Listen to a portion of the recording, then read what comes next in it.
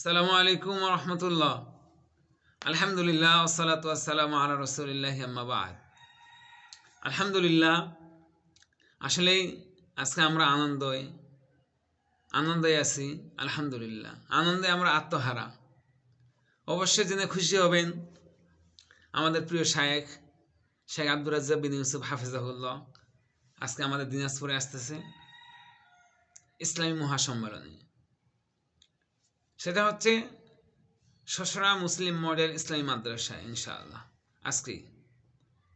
তো আমরা কিছুক্ষণ পর রওনা দেবো ইনশাআল্লাহ, আল্লাহ যদি আমাদেরকে তৌফিক দেয়। আপনারা সকলে আসবেন ইনশাআল্লাহ এবং তার জ্ঞান গর্ব আলোচনা শুনবেন ইনশাআল্লাহ। সকলে দাওয়াত রইল।